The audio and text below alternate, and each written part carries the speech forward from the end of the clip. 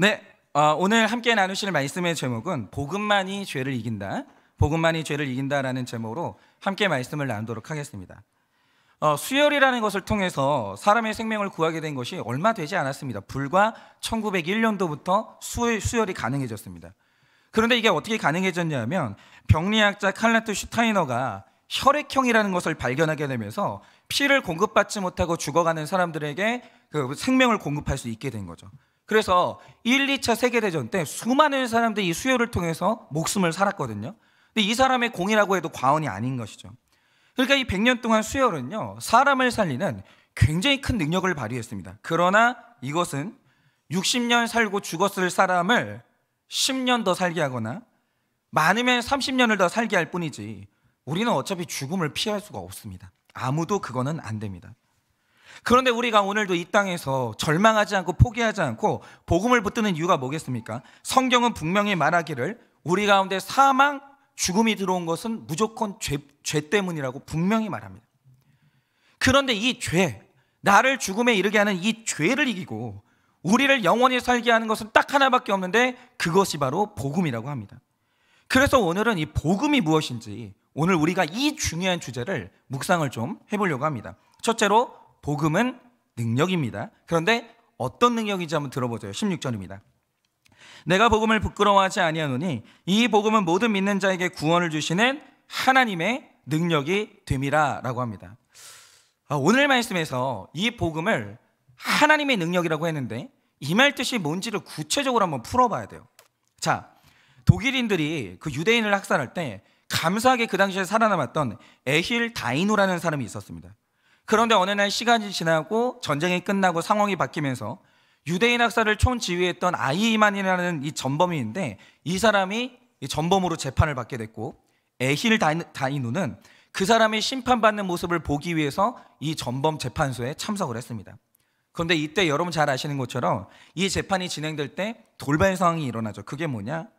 재판장에서 갑자기 이 다이누라는 사람이 흐느껴 울다가 실신을 해버린 거예요. 이때 대부분의 사람들은 이 사람이 수용소에서 겪었던 일들이 생각이 나면서 이 트라우마 때문에 실신했구나 이렇게 생각을 했거든요. 그런데 나중에 에일 다이누가 기자회견을 하면서 밝혔던 이유를 여러분들 잘 아실 텐데 그가 처음에 이 아이만을 만났을 때 그러니까 이런 거죠. 나는 포로 수용소의 포로였고 그러니까 이 사람은 너무 고위층이기 때문에 만날 일이 없어요. 만날 수가 없죠. 도대체 우리에게 누가 우리를 죽이라고 지시를 했나 너무 궁금했는데 그 사람이 아이만이고 이 사람이 잡혔다는 거예요. 그래서 이 사람 얼굴을 보러 갈 때 굉장히 상상을 했다라는 거죠. 얼마나 차가운 인간일까, 얼마나 잔인한 인간일까, 얼굴은 또 얼마나 험상궂게 생겼을까 이런 생각을 하고 그 재판장에 딱 갔는데 재판이 진행되는 동안 이 다이누가 너무 잔혹한 살인마가 너무 평범한 사람인 것에 이 충격을 받은 거예요. 근데 얘기를 듣다 보니까 이 사람이 단순히 평범한 사람일 뿐만 아니라 그 아들한테 너무 자상하고 좋은 아버지였다는 거예요. 사랑이 너무 많았던 거죠. 여러분 이 아이만이 놀랍게도 사이코패스가 아니랍니다. 그러니까 이 사람이 어떻게 이런 일을 할 수 있었는지 정신 감정을 했거든요. 사이코패스가 아니었어요. 여러분 이 사람이 좋은 음악을 들으면요, 음악이 너무 좋다 그러면서 그 음악을 느끼고요, 손녀의 재롱을 좋아하고 황혼의 강가를 산책하면서 이 아름다운 광경을 즐길 줄 아는 너무 평범한 인간인데 중요한 건 뭐냐? 이 다이누라는 포로 있잖아요. 이 사람하고 그러니까 나하고 저 전범하고 너무 같은 거예요. 너무 사람이 평범한 거예요. 그런데 지극히 평범한 사람 안에도 600만 명을 죽이는 이 악마성이 존재한다는 것을 보고 이 사람이 너무 충격을 받은 거예요. 그런데 이게 의미하는 게 뭐겠습니까? 특별히 악한 사람이 아니라 평범한 사람이 이런 악을 저질렀다라고 하면 제2, 제3의 아이만이 반드시 태어날 것이고 그리고 중요한 건 평범한 나도 이 악마가 될 수 있다는 사실에 너무 충격을 받은 거예요. 그러니까 이걸 생각하고 충격을 받으니까 이 사람이 쓰러져 버린 거죠. 저는 이것이 굉장히 중요한 통찰이라고 생각하는데 여러분 잘 들으세요. 이 세상에 특별히 좋은 사람 없어요. 그런 사람은 없습니다. 그러니까 아직도 구속사를 모르는 사람은 인간을 모르니까 자꾸 인간한테 배신당하고 자꾸 실수를 하시는데 여러분 성경은 인간론이에요. 근데 성경이 말하는 인간이 뭡니까? 인간은 100% 죄인이에요. 그러나 인간의 뿌리 깊게 박혀있는 이 죄를 누가 치료하냐 이거죠. 여러분, 프로이드의 심리학이 치료합니까? 첨단 과학이 치료합니까? 학벌이 치료합니까? 돈이 치료하겠습니까? 아니면 능력 있는 배우자나 부모님이 치료하겠습니까? 그게 아니라는 거예요. 여러분, 형벌의 역사를 아십니까? 형벌의 역사를 보면요, 사람이 죄를 지으면 공포심을 심어줄 수 있도록 굉장히 다양한 사형 방법을 고안해냈어요. 근데 방법이 굉장히 끔찍합니다. 그러니까 사람들이 그것만 딱 보고 있어도 죄 짓지 말아야 되겠다 이런 생각을 해요. 너무 끔찍하거든요. 저는 묘사도 안 돼요. 방식이 너무 끔찍해가지고. 근데 여러분, 그렇게 공포심을 줘봤어요? 인간의 죄가 없어졌습니까? 아니요. 사형 제도가 존재하는 한 사형당하는 사람이 계속 나타나는 거예요. 여러분, 미국이 강성 이슬람을 악으로 규정하고 그것을 뿌리 뽑겠다고 전쟁을 시작하고 여러분, 그 땅 위에다 이 폭탄을 쏟아 부었습니다. 그리고 그렇게 전쟁을 20년 했어요. 그러면 악을 뿌리 뽑았을까요? 테러가 없어졌습니까? 아니요. 악이 없어진 게 아니고요, 또 다른 악이 계속해서 자라나면서 더 독해지는 거예요. 더 독해져요. 그럼 여러분, 우리가 분명히 알아야 될 게 뭐냐면 사람 안에서 이 뿌리 깊은 악을 제거하는 방법은 없어요. 최소한 그것을 파악하거나 그것들에 대해서 어떻게 다룰 수 있는 방법은 존재할지 몰라도 아예 없애는 방법이 있냐라고 하면 그런 거는 없어요. 그런데 인류에게 유일하게 하나님께서 그 방법 딱 하나를 주셨는데 십자가에 달리신 예수님을 만나는 것밖에는 없어요. 그러면 십자가의 복음이 죄를 정복한다는 말의 뜻이 뭔가? 여러분, 바울은요, 로마인들에게 능력의 복음을 전합니다. 여러분, 복음은 능력이에요. 그런데 이 능력이 뭐냐면 사람마다 깊이 빠져있는 자기 죄에서 우리를 구원하는 능력인데, 그럼 이 복음의 내용이 뭐냐라는 거예요. 여러분, 우리의 고통을 가만히 보면요, 몸이 아파서 돈이 없어서 자녀와 남편이 속을 썩여서 그래서 고통스러운 게 아닙니다. 여러분, 한번 생각해 보세요. 여러분, 지금도요, 이 땅에서 이제 만들어지고 있는 식량의 양이요, 전 세계 사람들을 배불리 먹이고도 남는 양이 이렇게 생산되고 있어요, 이미. 근데 어느 나라를 가잖아요, 사람이 굶어 죽어요. 어느 나라를 가잖아요, 사람이 이제 살을 빼려고 밥을 안 먹어요. 심지어 어떤 사람은 거식증에 걸려서 토를 막 하는 거예요. 어디는 남아들고 어디는 밥이 없어서 굶어 죽어요. 그러니까 왜 이런 일이 일어납니까? 돈이 없어서가 아니에요. 인간이 악해서 그래요. 이상해요. 여러분, 우리가 좀 알고 있는 그 억만장자 막 대단한 부자들이 있잖아요. 재산을 들어보잖아요. 뭐가 그렇게까지 필요할까? 모르겠어요. 아니, 그 돈을 다, 제가 생각할 때 그 돈은 어떤 방법으로 해도 다 쓰고 죽을 방법이 없거든요. 근데 그걸 계속 벌어요. 계속 벌고 자기 직원들을 그렇게 인색하게 굴어요. 그럼 이런 일이 일어나는 이유가 뭐냐? 돈이 없는 게 아니라 인간이 악해요. 그러니까 모든 인간의 고통, 세상사의 고통의 끝에는 뭐가 있냐? 인간의 악이 있는 거예요. 여러분, 우리 집에 고통이 왜 있다고 생각하십니까? 정말 돈이 없는 고통일까요? 아니에요. 그 안에 살고 있는 사람이 악해요. 여러분, 세상의 모든 고통은요, 자기 죄로 인해서 시작되는 겁니다. 흔히 우리는 범죄자의 원인을 추적할 때 제일 먼저 환경적인 원인을 찾는데요, 그게 이제 저는 결정적인 영향을 미친다고 생각하는데 근본 원인은 그게 아니에요. 왜냐? 가난한 사람들 중에서 유독 다른 사람의 아픔을 아는 위인이 탄생해요. 그런데 가난한 사람들 안에, 가난한 환경 안에서 살인자도 탄생해요. 부유한 환경에서 여유 있고 남들한테 베푸는 좋은 성품이 나와요. 그런데 부유한 환경에서 남의 고통을 전혀 모르고 사람을 끝없이 무시하는 소시오패스도 거기서 나와요. 그러니까 환경 이전에 우리 안에 깊이 박힌 그 원죄가 문제라는 거예요. 원죄. 그런데 성경이 말하는 게 뭐냐? 표범이 자기 얼룩을 없앨 수 있냐 이거예요. 못해요. 인간이 자기 죄를 없이 할 수가 없는 거예요. 그래서 복음의 능력 중에서 가장 강력한 게 뭐냐? 하나님이 죄 짓는 우리를 용서해야 되는 거예요. 죄는요, 없어지는 게 아니에요. 내 죄를 용서하는 사람이 필요한 거예요. 그런데 여기에서 하나 헷갈리지 말아야 될 게 뭐냐면 복음의 능력은 전달하는 인간의 능력이 아닙니다. 여러분, 이 복음이 능력인 이유가 뭐냐면 이 복음의 내용을 하나님이 쓰시기 때문에 이 복음이 능력인 거예요. 여러분, 이 복음의 내용, 그러니까 하나님이 구원받는 방법을 말해준 게 복음이거든요. 그런데 이 복음이 능력인 이유가 뭐냐? 하나님이 이 방식을 지지해요. 하나님이 이 방식으로 구원받겠다고 하는 사람을 지지하시고 축복하신다라는 거죠. 이 방식이면 반드시 구원받아요. 그래서 복음은 능력이에요. 그러니까 로마서 1장 1절에서 말하길 이 복음은 하나님의 복음이다 이렇게 시작하고 있거든요. 그런데 복음을 말하는 로마서에는 이 하나님이라는 단어가 무려 153회가 나오는데 성경 66권 중에서 가장 빈번하게 나오는 횟수예요. 그러니까 하나님은 우리를 구원하기 위해서 다른 것을 쓰시는 게 아니라 오직 복음만 지지해요. 복음의 방식이면 반드시 구원받아요. 그래서 복음이라는 것은 어떤 에너지나 힘이 아니라 우리를 사랑하시는 하나님의 마음이 그 본질이에요.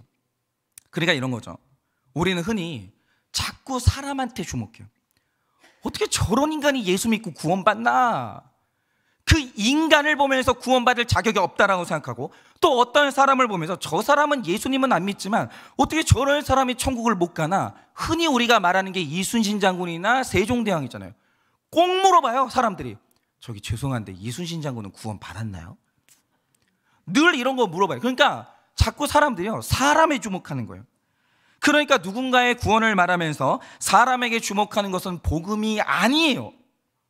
여러분이 복음 안에서 로마서에서 복음을 말할 때 무조건 하나님하고만 연결합니다.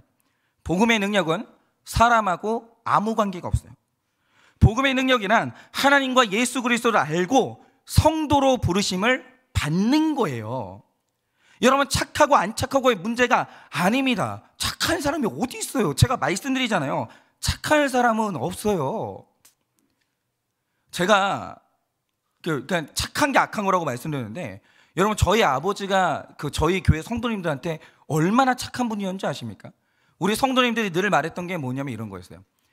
최소한 저희 아버지 교회가 안산중학교인데, 안산중학교의 성도들은 비 오는 날 우산이 필요 없다는 말이 있었어요. 왜냐?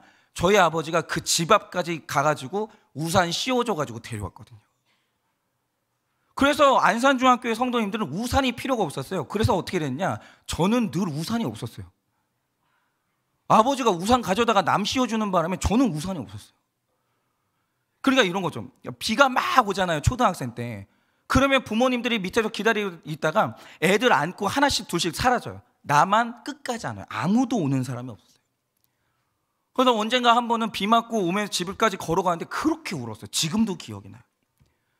그러니까 저희 아버지의 착함이 뭐냐? 착해서 악한 거예요. 여러분, 완벽하게 착한 사람이 있습니까? 그런 사람은 없어요. 어떤 사람이 나한테 착하잖아요. 어떤 사람한테 너무 악하고 있는 중인 거예요. 필경 그래요. 완전히 착한 사람이 어디 있어요, 세상에. 인간의 악은 너무나 깊고 광범위해서 사람은 착한 게 악해요. 그래서 복음은 전적으로 하나님 쪽에서 우리를 구원하시는 손길이고 방법인 거예요. 그래서 우리는 다만 예수님을 믿으라고 하는 거예요. 나를 믿지 말고.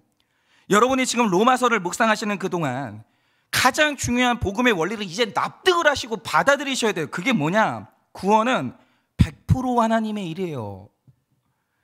여러분, 우리가 그러면 물어볼 수 있죠. 그런데 목사님, 왜 착하게 살아야 돼요? 여러분, 착하게 사는 이유가 뭔지 아십니까? 감옥을 가보세요. 어차피 죽을 사형수한테는 교화를 요구하지 않아요. 그냥 죽으면 돼요. 여러분, 어차피 죽을 사형수는 이 도덕이 필요가 없어요. 그냥 가만히 안전하게 있다가 말썽 부리지 말고 그냥 죽으라가 답이에요. 오늘 우리가 도덕적으로 착하게 살아야 되는 이유는 뭐냐? 그렇지 않으면 구원을 못 받기 때문이 아니라 내가 살아났기 때문이에요. 내가 하나님의 백성으로 영생할 거기 때문에, 그래서 우리가 도덕적으로 살아야 되는 거예요. 나는 살아났기 때문에. 여러분, 이 구원에는 인간의 역할이 없는 거예요. 산 다음에는 거룩하게 사는 것은 우리 책임이지만 죽었던 나를 살리는 것, 지옥에 빠졌던 나를 건져내는 것은 전적으로 하나님의 일이라는 거죠. 이거를 받아들이셔야 돼요. 여러분은 여러분의 생명을 건지기 위해서 아무것도 못해요. 하나님이 하시는 거예요. 그러니까 이런 거죠. 어떤 사람들은 제시된 복음을 듣고 사람이 믿기로 선택한 건 또 그 사람 선택 아닙니까? 이렇게 말하는 분들이 있어요. 근데 그게 뭘 모르고 하시는 말씀이에요. 제가 지난주에 실제로 어떤 분을 만났거든요. 이분이 하나님에 대해서 관심이 있어요. 진짜 나이가 지긋하신 어르신인데 정말 하나님에 대해 관심이 있어요. 진심으로 믿고 싶은 마음도 있어요. 그래서 진짜 긴 시간을 들여가지고 여기까지 오셔가지고 저를 만나신 거예요. 근데 대화를 하는 내내 저는 복음을 제시했죠. 근데 이 어르신이 너무너무 괴로워하는 게 뭔지 아십니까? 너무 좋은 분이에요. 정말 예수님 믿고 싶어요. 그런데 이러는 거예요. 목사님. 그러니까 이분이 연세가 지긋하신데 저처럼 젊은 목사한테 얼마나 예의가 바르신 줄 몰라요. 목사님, 제가 머리로도 무슨 소리인지 알겠고 이해도 됩니다. 그런데 왜 저는 안 믿어집니까? 왜 이게 안 믿어집니까? 왜 가슴으로 안 받아들여집니까? 목사님, 저는 버림받은 겁니까? 저는 종교인이 될 때 자질 자체가 없는 겁니까? 너무 괴로워하시는 거예요. 너무.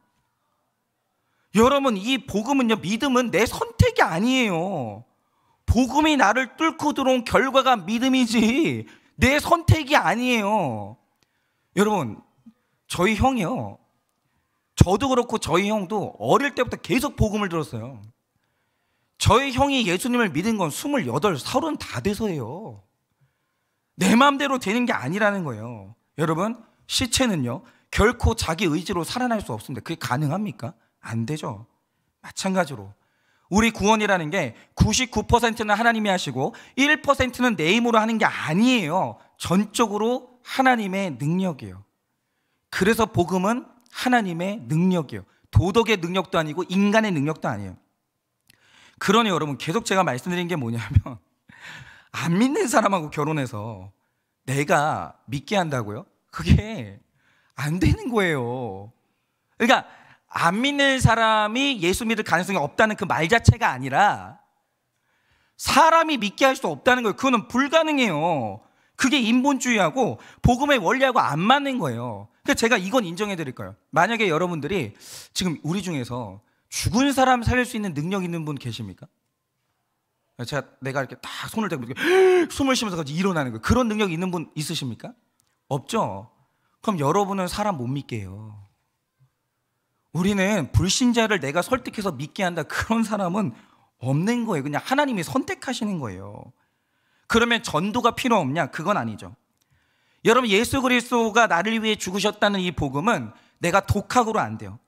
누군가 나에게 복음을 전달하고 가르쳐주는 사람이 필요해요. 그래서 이 기독교는 계시의 종교입니다. 하나님은 사람이라는 통로를 통해서 복음을 전달하는 게 확실해요. 그러나 하나님이 믿음 주시지 않으면 석박사 100명이 와가지고 나를 설득해도 꿈쩍도 안 해요. 안 되는 거예요. 그건 잘 들으세요. 하나님 나라에서 떼부려도 안 되는 게 있어요. 안 되는 건 안 된다고요. 하나님이 선택을 안 하시면 누구도 예수 그리스도를 믿어 구원에 이를 수가 없는 거예요. 그래서 복음은 우리를 구원하시는 오직 하나님의 고유한 능력이고 주권이에요. 하나님이 선택하시는 거예요. 하나님만 그 일을 하실 수가 있는 거죠. 적용 질문 드립니다. 양심의 능력이 아닌 복음의 능력만이 죄를 이길 수 있다는 것을 믿으십니까? 양심의 능력이 아닌 복음의 능력만이 죄를 이길 수 있다는 것을 믿으십니까?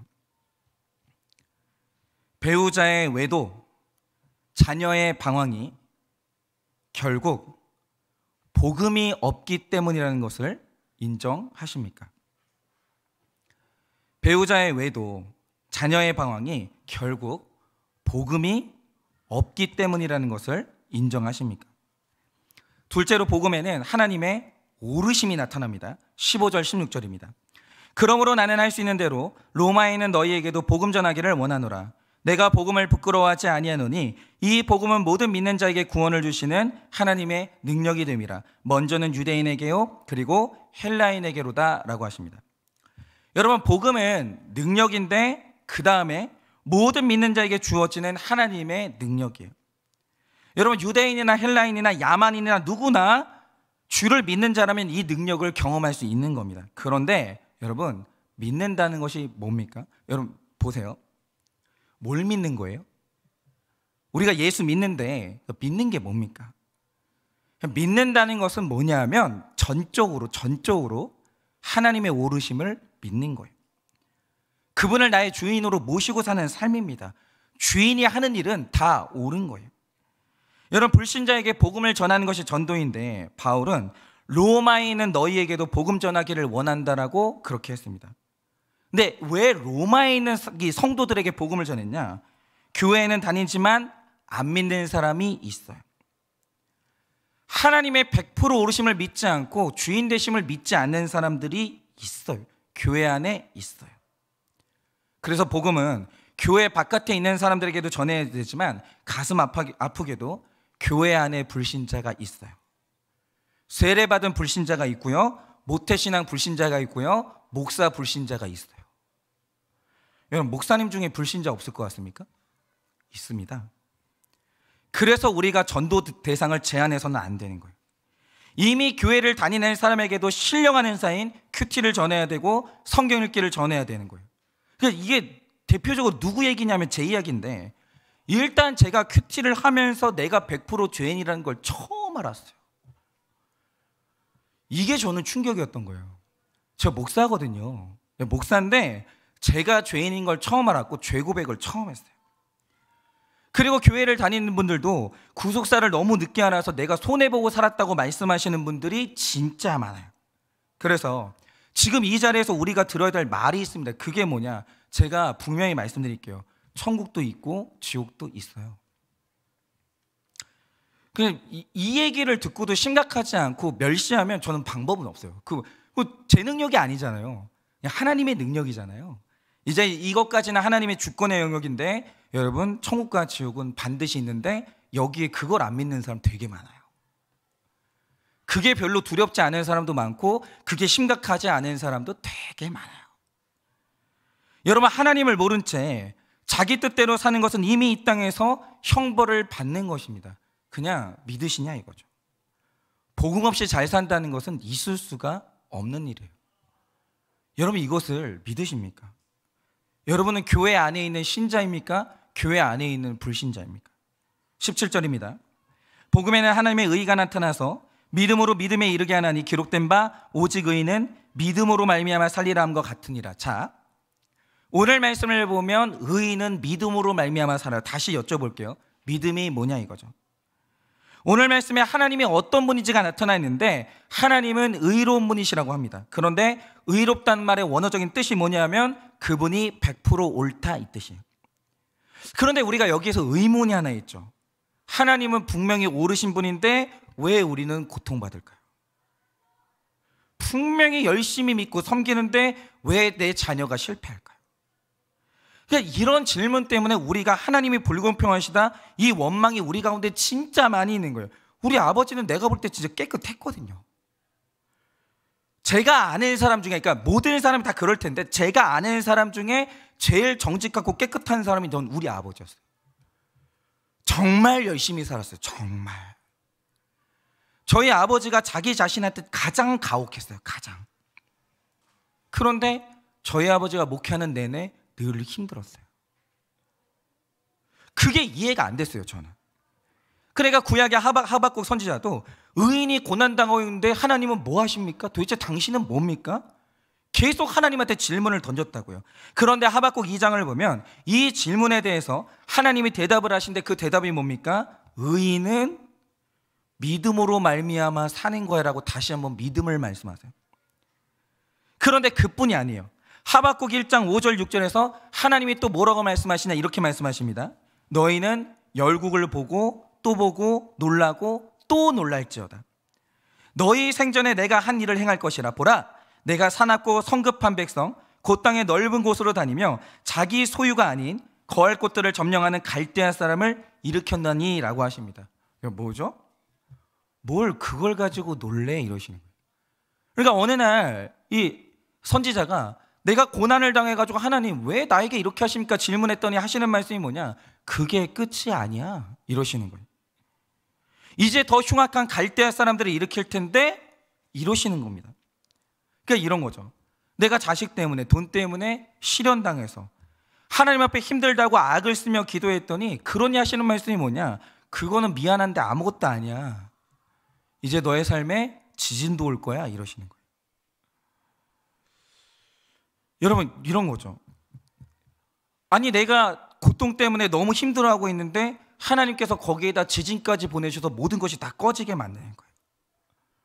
그럼 이때 우리를 살게 하는 게 뭐냐라고 하면 방법 딱 하나밖에 없는데, 의인은 믿음으로 말미암아만 살게 되는 거예요. 그런데 여기에서 믿음으로 살리라는 그 믿음은 견디라는 말이 아니에요.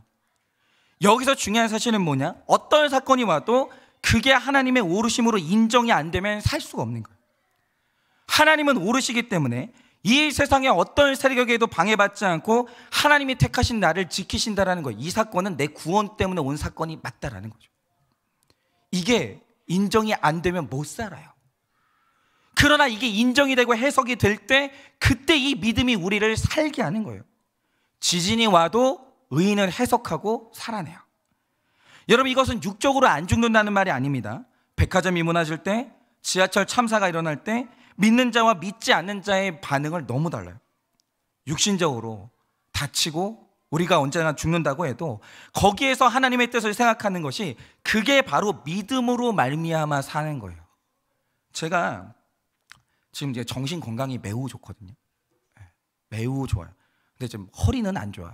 이게 제가 오늘 장로님들한테 심각하게 이제 말씀을 드렸는데, 제가 이제 계산을 해보니까 날마다 평균적으로 하루에 의자에 12시간을 앉아 있더라고요. 그러니까 이게 허리가 이게 지금 굉장히 안 좋아진 게 느껴지는 거예요. 그래서 오늘 장로님들한테 공식적으로 말씀을 드렸어요. 장로님들, 저 의자 좋은 거 사주세요. 네. 저 앞으로도 여기 의자에 앉아서 죽을 테니까 의자 좋은 거 사주세요. 이게 허리가 망가지면 방법이 그때는 없기 때문에 그 전에 좋은 거 사주세요. 그냥 말씀드렸습니다. 그리고 그거는 제가 나중에 올 목사님한테 물려드릴게요. 뭐 어쨌든 간에, 근데 뭐 허리는 그렇다 할지라도 중요한 사실이 뭐냐? 정신적으로 매우 건강해요. 매우. 그 어떤 지금까지 내 인생의 그 어떤 때보다 매우 건강해요. 그러면 지금까지, 그러면 요즘에 내 인생이 그 어떤 때보다 가장 행복하냐? 그러진 않아요. 근데 제가 이렇게 정신적으로 건강한 이유가 뭐냐면, 제가 이제는 하나님의 100% 오르심이 믿어지기 때문이에요. 믿음으로 말미암아 사라지기 때문이에요. 똑같은 사건일지라도 믿지 않는 자에게는 심판이요, 믿는 자에게는 구원의 사건이기 때문에 믿음으로 말미암아만 사는 거예요. 그럼 제가 이 유계종 장로님이라는 분의 이야기를 좀 해드리려고 합니다. 그분은 이 평양 출신의 깡패신데, 제가 이제 만나보니까요, 그 목사님들 중에 평양 출신인데 내려와가지고 목회를 하시는 목사님들이 있거든요. 근데 평양 출신들이 다 교회가 이제 커요. 그러니까 이 평양 분들이요, 보통 기계가 있는 게 아니고 굉장하신 분들이 많아요. 평양 출신들이. 근데 이분이 이 평양 출신의 깡패였는데 과격했고 방탕했고 자식을 못 낳아서 형편없이 살았어요. 그런데 어느 날 이분이 예수님을 믿고 철저히 변화가 되는데, 이런 사람들 있죠. 삐딱하고 언제나 과격한 사람들이 예수 믿으면 주의 종이 돼. 불같은 주의 종들이 돼요. 그래서 사실은 저는 애매한 사람이 무섭지, 확실하게 나쁜 사람은 오히려 호감이 가요. 그런데 이분이 예수님을 믿고 나서 하나님께서 자녀도 허락하셨습니다. 그러자 우리 모두가 그래야 되는 건 아니에요. 이분이 내가 너무 은혜를 받아서 자발적으로 전 재산을 교회에 헌납하고 자기 집을 교회로 삼아서 미림교회를 개척했어요. 그리고 그 뒤에 산정교회에서 주기철 목사님을 섬기게 되었고, 이분이 한 교회를 섬기는 장로님이 되셨습니다. 근데 얼마나 진짜 헌신적으로 섬기는지, 온 교회와 목사님을 헌신적으로 섬기고 온 집안 자체가 교회의 종으로 살았어요. 충성스러운 종으로 살았어요. 그러니까 이분이 주의 종과 교회를 위해서 살았던 인생이라고 말해도 과언이 아닌 것이죠. 그러다가 이 주기철 목사님이 신사참배에 이제 불복하면서 고문을 당했는데, 이 주기철 목사님이 이 당시 교회의 상징적인 인물이었어요. 그러니까 주기철 목사님만 무너뜨리면 교회의 신사참배가 본물 터지듯이 들어올 수 있는 거예요. 그래서 일제가요, 얼마나 회유했는지 모릅니다. 목사님, 왜 이 고생을 하십니까? 우리 정부에서 교회 지어드리겠습니다. 목사님, 저희가 지원해 드릴 테니까 저희랑 잘 지내시죠. 이거는 종교가 아닙니다. 이거는 문화입니다. 이러면서 얼마나 회유를 했는지 몰라요. 근데 주기철 목사님이 간파한 거예요. 이건 종교다. 신사참배를 하는 순간 예수에 대한 배신이다. 이걸 아셨던 거예요. 끝까지 이걸 안 하니까 그 다음부터 고문이 시작되는데 모진 고문을 당하셨습니다.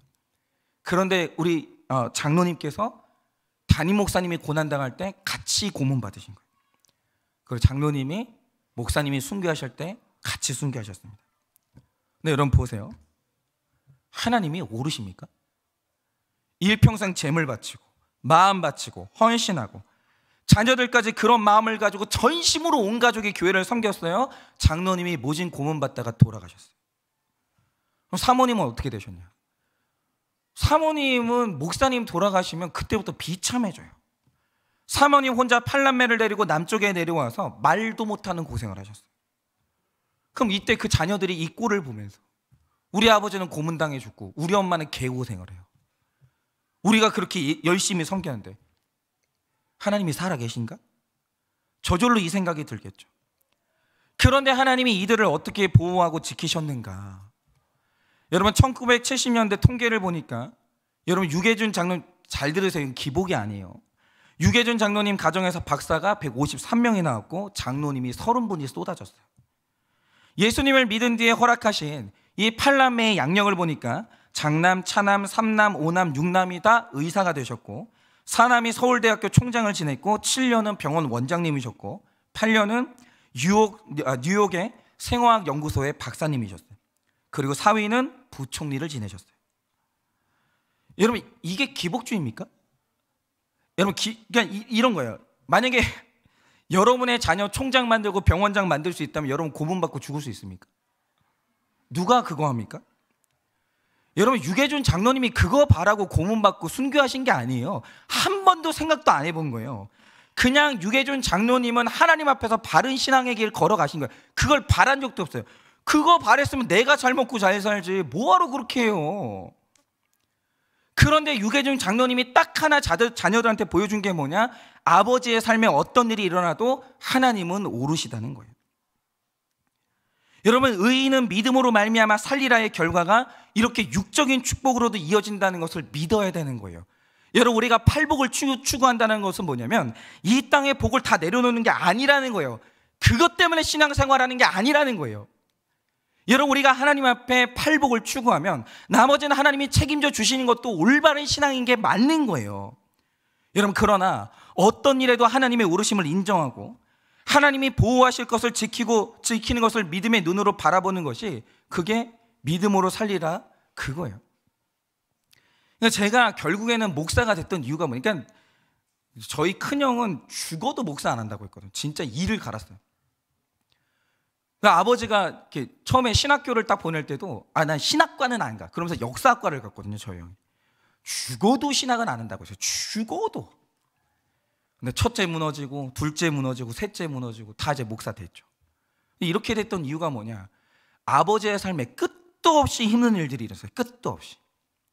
솔직히 말해서 저희 아버지의 인생은 목회자로서 사실은 실패한 인생이에요. 근데 저희 아버지가 끝까지 보여준 게 있어요. 끝까지. 언제나 하나님이 옳다라는 것을 이렇게 말한 게 아니라 보여주셨어요. 저희 아버지가 우울증에 걸린 적 없고요.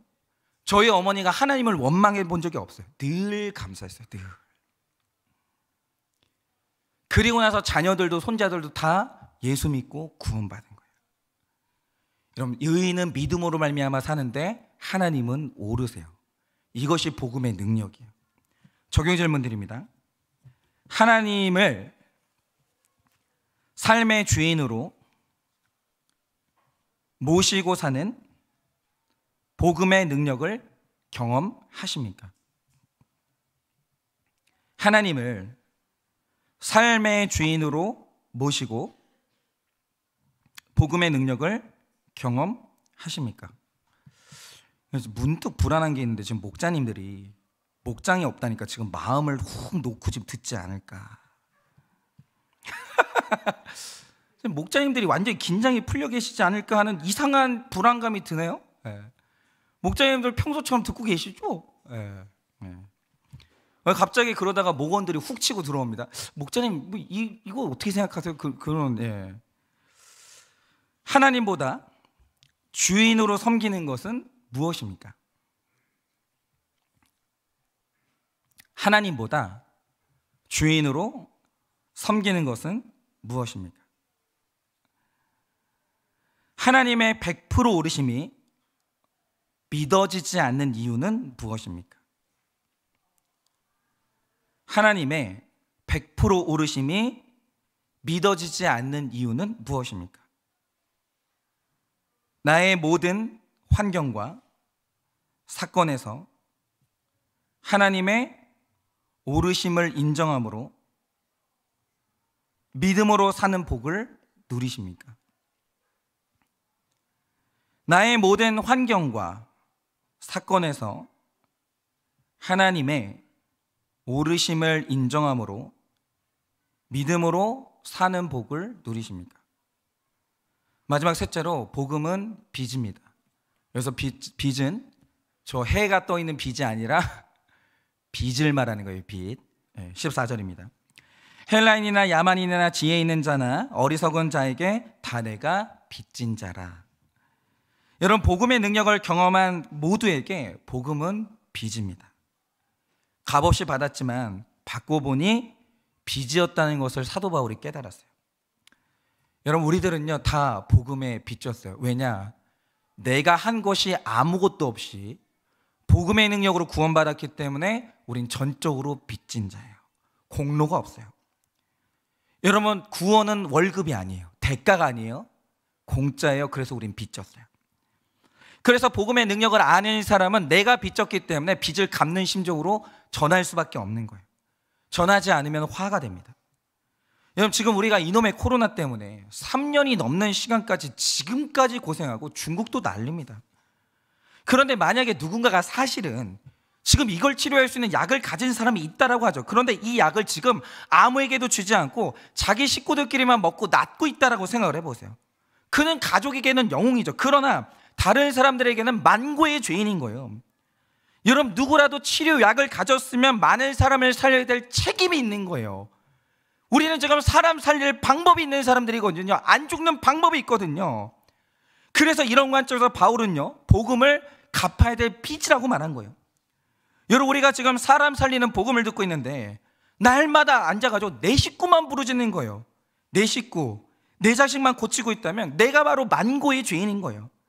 나만 성경 알면 됐고, 내 자식이 은혜 받았으면 된 거고, 내 남편이 구원 받았으면 된 거고, 자동차 주차를 해도 내가 가장 좋은 자리를 차지해야 되고, 맨날 나 우리 가족 이런 분들이 있어요. 저희 아내가 가족주의자거든요. 와, 정말 어마어마한 가족주의자예요. 그래가지고 진짜 우리 아내가 처음에 이제 제가 이 사역을 하면서 저희 집을 오픈했거든요. 오픈할 때마다 두통에 시달리는 거. 너무 스트레스를 받는 거예요. 여러분, 이렇게 우리는요 내 가족 이것만 부르짖는 이게 있거든요. 그런데 여러분, 이게 엄청난 빚을 지고 있다는 사실을 아셔야 돼요. 그런데 빚을 진다는 것보다 더 무서운 게 뭐냐면 빚진 줄을 모르는 게 더 큰 문제인 거예요. 여러분, 교회에서 빚이라는 건, 우리 교회에서 빚이라는 건 엄격한 적용인데 빚은 무조건 갚는 게 우선이에요. 빚 갚는 적용이 있어야 되는 겁니다. 그러니까 빚을 졌는데 제가 예전에 진짜 그런 분을 진짜 만나봤어요. 내가 좀 돈이 없는데 우리 아들 성공시켜야 되니까 빚을 땡기는 거예요. 근데 깜짝 놀란 게 뭔지 아세요? 이분이 빚 갚을 생각이 없어요. 그냥 어느 날 이 빚이 쌓여가지고 이제 감당할 수 없을 정도가 되면 우리 아들은 유학 보내놓고 도망갈 준비를 하고 있더라고요. 근데 그분이 하나 모르는 게 있죠. 빚은 안 없어져요. 그거 아십니까? 빚은요, 하나님 섭리 안에서 빚은 끝까지 나를 쫓아다니는데 내가 안 갚잖아요. 자녀가 이자까지 쳐가지고 갚아야 돼요. 빚은 영적인 문제입니다. 타락하지 않는 사람은 빚 갚아요. 빚 내는 것도 두려워하지만 거룩한 사람은 빚을 갚는다고요. 근데 타락하잖아요. 빚을 안 갚아요. 그리고 두려운 줄도 모르고 미안한 줄도 몰라요. 빚이 능력이래요. 천만의 말씀입니다. 빚은 능력이 없다는 증거인 거예요. 빚은 갚는 게 능력인 거예요.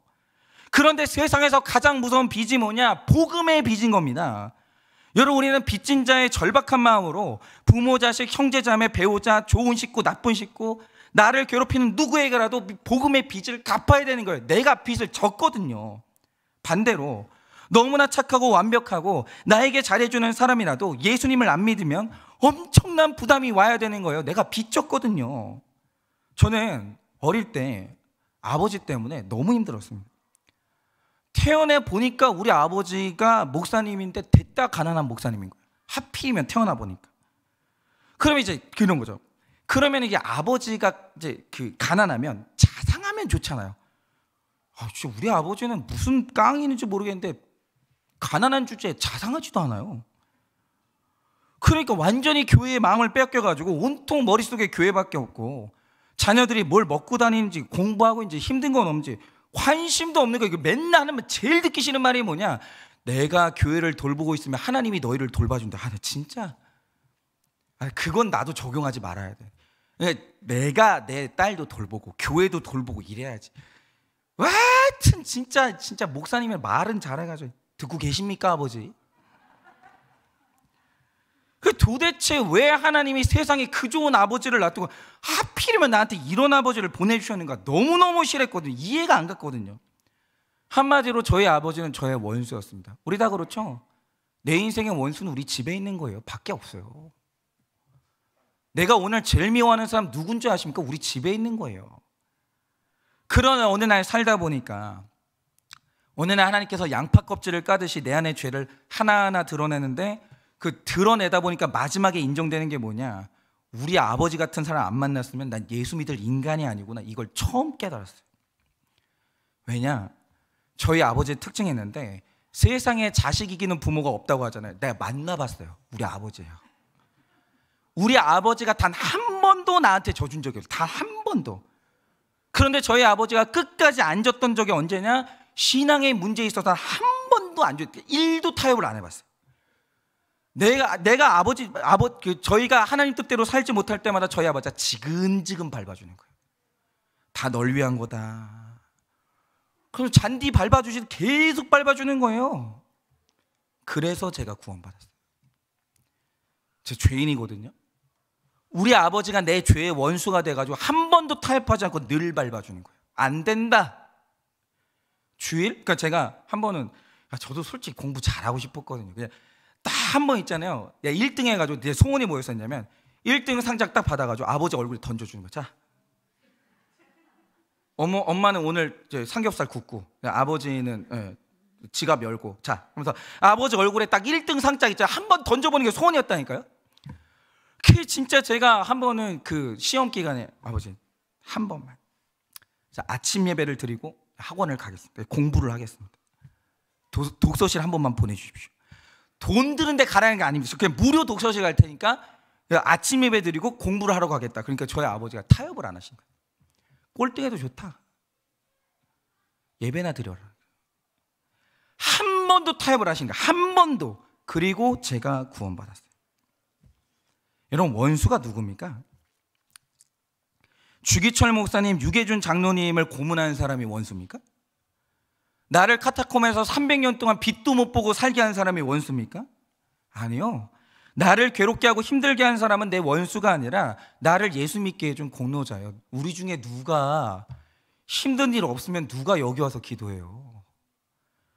제가 아버지 밑에서 살고 목회를 하는 동안 그런 사람은 한 번도 안 만나봤어요. 만난 거는 우리 박춘우 권사님하고 김종석 장로님, 몸에 익은 분들, 습관된 분들. 그러면 그 장로님하고 권사님은 그냥 올까요? 아니요. 어마무시한 고난을 당하니까 습관이 됐죠. 네. 여러분, 우리 힘들게 하는 사람 때문에 우리가 여기 와서 기도하고 우리가 그렇게 신앙생활하고 있지, 나를 예수 믿게 해준 공로자는 나의 힘들게 하는 사람들이에요. 나에게 너무 잘해주는 사람 때문에 이게 교회 와가지고 눈물 뿌리면서 기도하는 사람은 아무도 없어요. 아무도.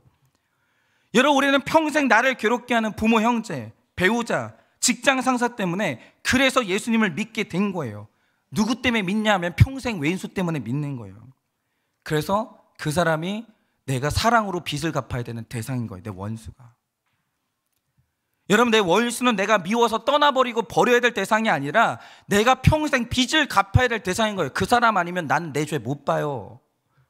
나는 하나님을 못 만나요. 그게 하나님의 섭리라는 거죠. 누구한테 빚을 갚으시겠습니까? 저한테는 안 갚으셔도 돼요. 그거 바라본 적도 없어요. 여러분 옆에 있는 그 왼수한테는 갚으세요. 누군지 말도 안 할게요. 다 알아요. 여러분 옆에 있고 여러분 집에 있는 그 원수한테 사랑을 전하시고 복음의 빚을 갚으세요.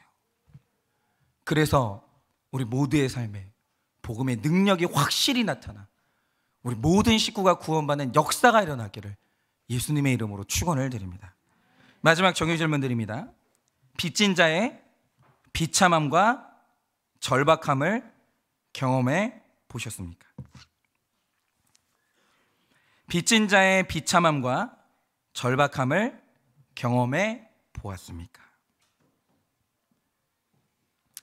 그 절박함을 가지고 전도에 힘쓰고 있으십니까? 그 절박함을 가지고 전도에 힘쓰고 있으십니까? 나를 너무 괴롭혀서 예수님을 믿게 만든 배우자, 자녀, 시댁 식구에게 복음의 빚을 갚기로 작정하십니까? 나를 너무 괴롭혀서 예수님 믿게 만든 배우자, 자녀, 시댁 식구에게 복음의 빚을 갚기로 작정하십니까?